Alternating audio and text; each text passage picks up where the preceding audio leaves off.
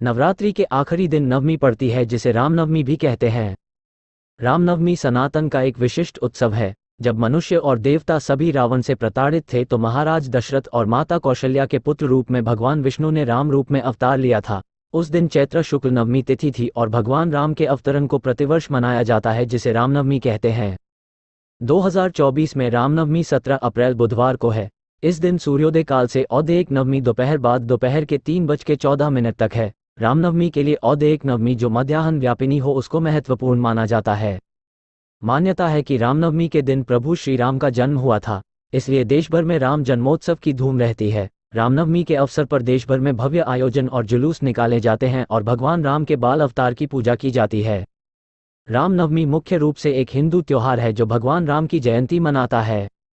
ये दिन चैत्र महीने हिंदू कैलेंडर के शुक्ल पक्ष के 9वें दिन मनाया जाता है। ग्रेगोरियन कैलेंडर के अनुसार ये दिन आमतौर पर मार्च और अप्रैल के महीनों के बीच आता है। 2024 में रामनवमी 17 अप्रैल बुधवार को है।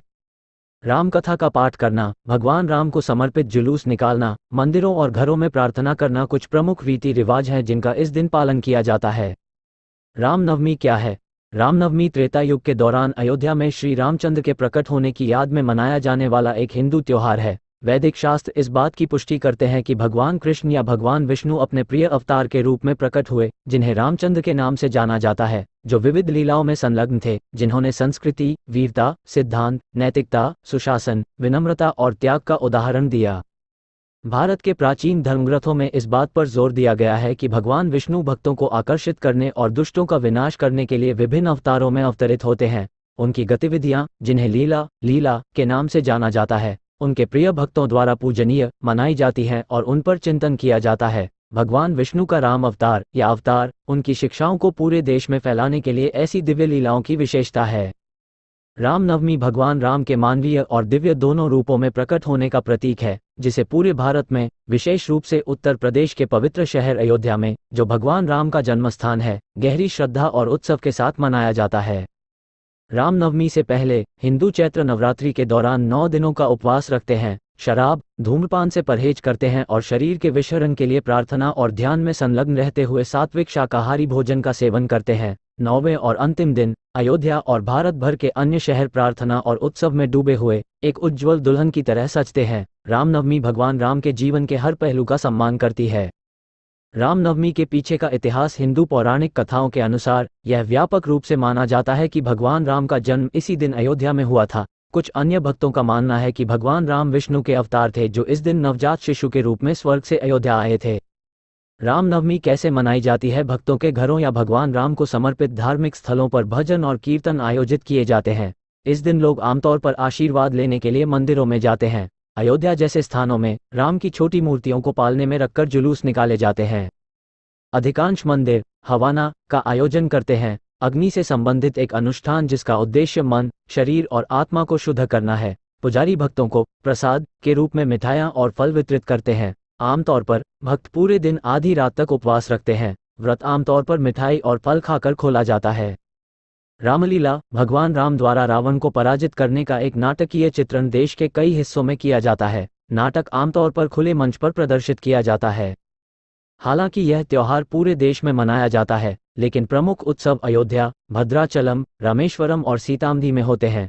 इस दिन भगवान राम के अलावा सीता, लक्ष्मण और हनुमान की भी पूजा की जाती है। रामनवमी शोभा यात्रा क्या है? जैसा कि नाम से पता चलता है, रामनवमी शोभा यात्रा भगवान राम के जन्मदिन के सम्मान में किसी भी शहर में आयोजित होने वाला एक बड़ा जुलूस है। पालकी या पालकी, जिसमें भगवान राम की मूर्ति होती है, को भक्तों द्वारा ले जाया जाता है। उनमें से कई लोग नाचना, भजन गाना और भगवान राम की स्तुति करना शुरू कर देते हैं। रामनवमी की पूजा विधि क्या है? रामनवमी पूजा की शुरुआत पूजा कक्ष की सफाई और उसे सजाने से होती है। भगवान राम, सीता और लक्ष्मण की मूर्तियां फूलों और धूप के साथ स्थापित की जाती हैं। भक्त प्रार्थना और भजन पढ़ते हैं और प्रसाद चढ़ाते हैं। रामनवमी कैसे मनाई जाती है? रामनवमी भक्तों द्वारा बड़े उत्साह और भक्ति के साथ मनाई जाती है। वे जुलूसों में भाग लेते हैं, भजन और कीर्तन सत्र की व्यवस्था करते हैं, भगवान राम को समर्पित मंदिरों का दौरा करते हैं और पवित्र ग्रंथों का पाठ करते हैं। कुछ लोगों के लिए ये दिन दान और उपवास के रूप में भी जाना जाता है। रामनवमी का व्रत कैसे खोलें?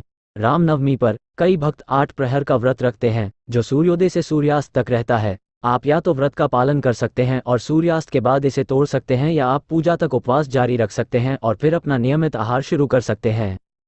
इस शुभ अवसर पर चलिए जानते हैं प्रभु श्री राम से जुड़े कुछ रोचक तथ्यों के बारे में।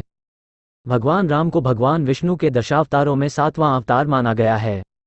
ऐसा कहा जाता है कि भगवान राम का नाम लेने मात्र से ही आत्मिक शांति की अनुभूति होने लगती है। राम जी का 3 बार नाम लेना हजारों देवताओं के नाम जपने के बराबर माना जाता है।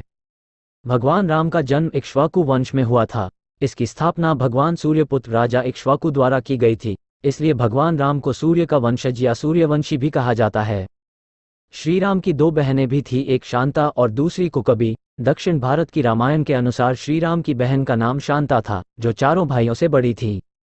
प्रभु श्री राम ने 12 वर्षों के वनवास में 10 वर्ष आदिवासियों के बीच रहे थे। उन्होंने वनवासी और आदिवासियों के अलावा निषाद, वानर, मतंग और रीछ समाज के लोगों को भी धर्म, कर्म और वेदों की शिक्षा दी थी। महाकाव्य रामायण के अनुसार भगवान श्री राम ने लंका पर चढ़ाई करने से पहले यहाँ भगवान शिव की पूजा की थी। रामेश्वरम का शिवलिंग श्री राम द्वारा स्थापित शिवलिंग है। लंका विजय के लिए बनाए गए राम सेतु की कुल लंबाई 30 किलोमीटर थी। ये सेतु वानर सेना ने 6 दिनों में बना दिया था। प्रभु श्री राम ने नल और नील के माध्यम से विश्व का पहला सेतु बनवाया था, और वह भी समुद्र के ऊपर है। आज उसे राम सेतु कहते हैं, जबकि राम ने इस सेतु का नाम नल सेतु रखा था। राम के काल में नदी में नाव और पोत चलते थे। इसी काल में कुछ लोगों के पास विमान भी होते थे, जिसमें 4 से 6 लोग बैठकर यात्रा कर सकते थे।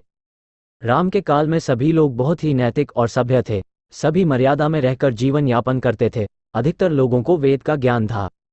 रामनवमी सनातन का एक विशिष्ट उत्सव है। जब मनुष्य और देवता सभी रावण से प्रताड़ित थे, तो महाराज दशरथ और माता कौशल्या के पुत्र रूप में